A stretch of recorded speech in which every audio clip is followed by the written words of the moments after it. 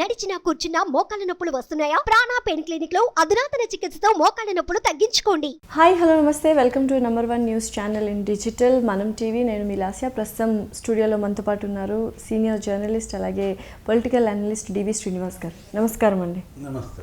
So తెలంగాణలో కాంగ్రెస్ ప్రభుత్వం అంటే రేవంత్ రెడ్డి గారు శ్వేతపత్రం రిలీజ్ చేయడం జరిగింది. దానికి ఎగ్జాక్ట్గా దానికి ధీటుగా సమాధానం ఇస్తూ స్వేదపత్రం అని కేటీఆర్ గారు రిలీజ్ చేయాల్సి ఉంది. అది కాస్త పోస్ట్ పోన్ అయింది. సో అందులో ఏమేమి ఉంటున్నాయి అంటే కేటీఆర్ గారు చేసిన అభివృద్ధి లేదా ఆయన నిజంగానే చేసిన అవినీతి అవకతవకలు ఏమైనా కవర్ చేసుకునేలా ఆ పవర్ పాయింట్ ప్రజెంటేషన్ ఉంటుందా? కాంగ్రెస్ ప్రభుత్వం ఎలా అర్థం చేసుకుంది ఆ స్వేదపత్రాన్ని, ఎలా అర్థం చేసుకోబోతోంది, ప్రజలు ఎలా అర్థం చేసుకోబోతున్నారు అనే వాటి మీద డిస్కస్ చేద్దాం. నిజంగానే శ్వేతపత్రం అనేది మనకు అందరికీ అర్థమైంది. సో దాంట్లో కొన్ని అవకతవకలు జరిగాయి. స్వేదపత్రంలో ఎలా ఉన్నాయి ఏంటి? శ్వేతపత్రం వర్సెస్ స్వేదపత్రం, white paper versus work paper, యుద్ధం అన్నమాట. శ్వేతపత్రంలో శ్వేత భాగం ఎంతో వీళ్ళు ఇచ్చారు, నిర్ణయించాల్సింది ప్రజలు.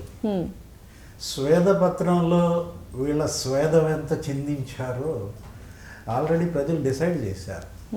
ఇది మొన్నటి ఫలితాలు ఎంత నెల రోజులు కూడా కాలేదు కదా, మీకు 15 రోజుల క్రితమే మనం చూసాం. వీళ్ళ స్వేదపత్రం ప్రజల ముందు పెట్టిందే, కొత్తగా పెట్టేది కాదు. దిగిపోబోయే ముందు ఆల్రెడీ వీళ్ళు శ్వేతపత్రం ఇచ్చారు. అదే అత్తా తీసేసి పెడుతున్నారు అంతే.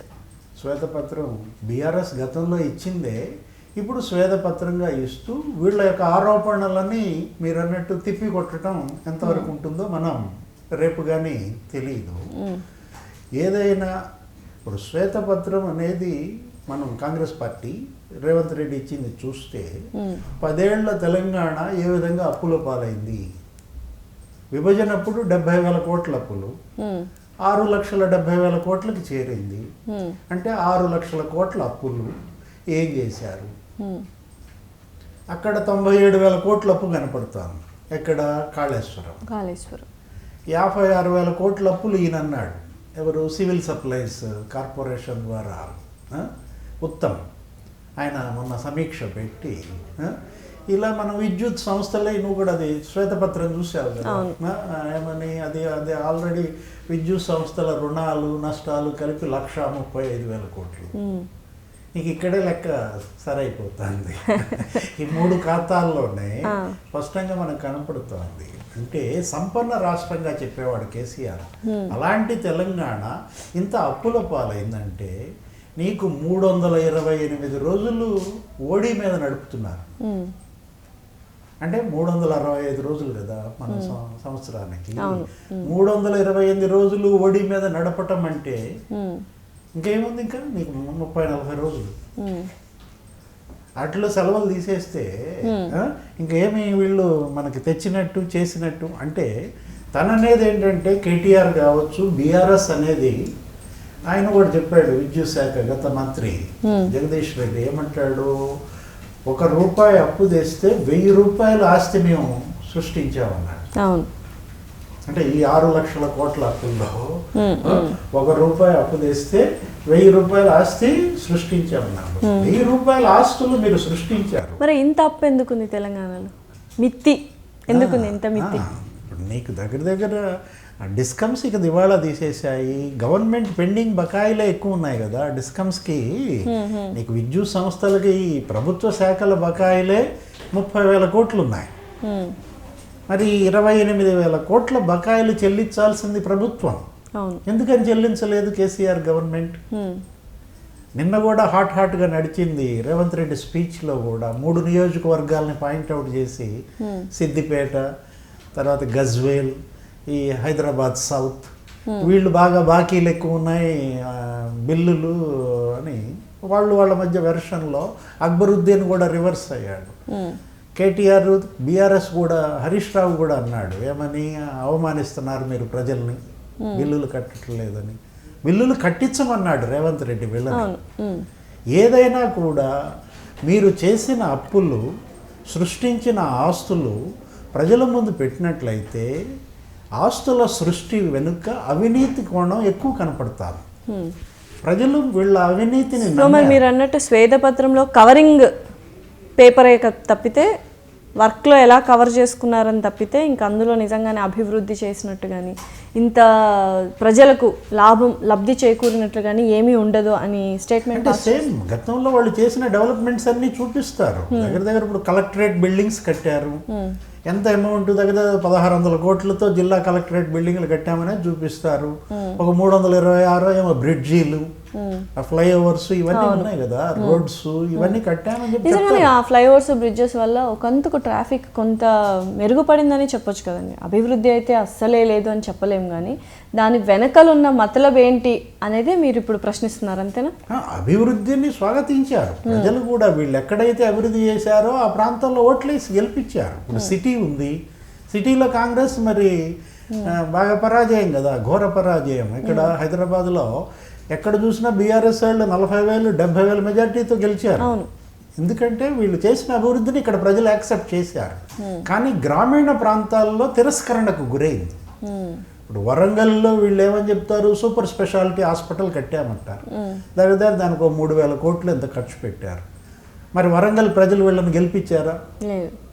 టోటల్గా కాంగ్రెస్కి మొగ్గింది. అంటే గ్రామీణ ప్రాంతాల ప్రజల కోరికలను తీర్చడంలో బీఆర్ఎస్ విఫలమైంది.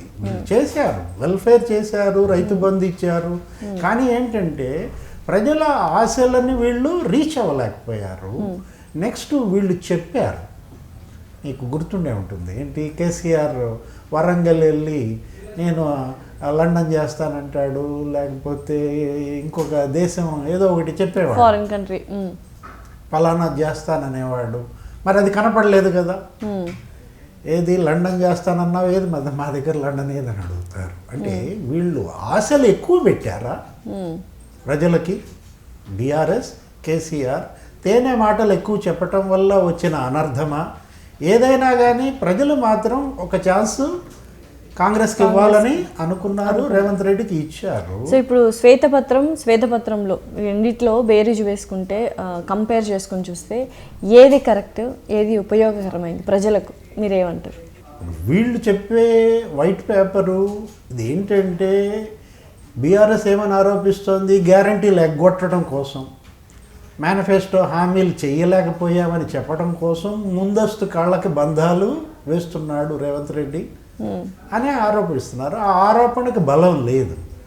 ఎందుకంటే అధికారంలోకి వచ్చి 15 రోజులే అవుతుంది. అప్పుడే మనం ఆ మాట అనలేము. ఎందుకంటే ఇంకా టైం చూడాలి. నెక్స్ట్ రేవంత్ రెడ్డి కాంగ్రెస్ గవర్నమెంట్ కూడా కొంత స్పీడ్ ఎక్కువ వెళ్తుంది.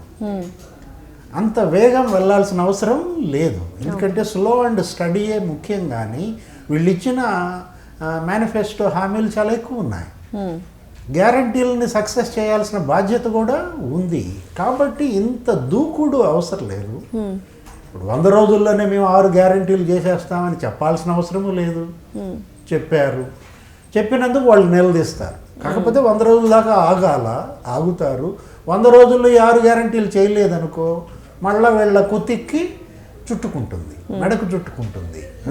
2 గ్యారంటీలు చేశారు, కరెక్టే.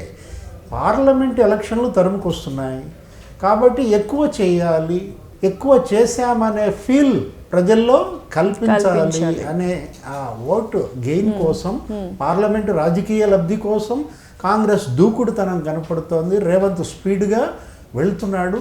రేవంత్ పరిపాలనను కూడా మనం ఎప్పుడు అసెస్ చేయాలంటే బిఫోర్ పార్లమెంట్ ఎలక్షన్స్ మనం రేవంత్ పరిపాలన అసెస్ చేయాల్సిన అవసరం లేదు, తర్వాతే చేయాలి. అసలు పాలన పార్లమెంట్ ఎలక్షన్ తర్వాత బయటపడుతుంది. ఎందుకంటే ఇప్పుడు ఎంత చేసినా పార్లమెంట్ ఎలక్షన్స్ కోసం చేస్తున్నారు అన్న ఒక బాధన అయితే వినిపిస్తోంది. బట్ అది ఎంతవరకు కరెక్ట్ అనేది మీరు అన్నట్టు పార్లమెంట్ తర్వాతే చూడాలి. బట్ చూద్దాం రేపు శ్వేతపత్రం. బీఆర్ఎస్ కూడా దూకుడు తగ్గించుకోవాలి. ఎందుకంటే కేసీఆర్ వాళ్ళకి ముందే చెప్పాడు 3 నెలలు టైం ఇద్దాం అని. కానీ ఏమవుతుంది, వీళ్ళు కూడా బాగా ఎక్కువ దూకుడుగా వెళ్తున్నారు. అప్పుడే నిలదీసేస్తున్నారు. అప్పుడే నిలదీయాల్సిన అవసరం లేదు. చెయ్యండి, మీరు ఇచ్చిన హామీలు నెరవేర్చండి, మేము చేసిన అభివృద్ధి ఇది అని వీళ్ళు చూపించుకుంటే సరిపోతుంది. Okay, definitely. సో చూద్దాం శ్రీనివాస్ గారు, అంటే శ్వేతపత్రం వర్సెస్ స్వేదపత్రం రేపు తేలిపోతుంది. ప్రజలకు ఏమర్థం అవుతుందో చూద్దాం, వేచి చూడాలి. Thank you so much.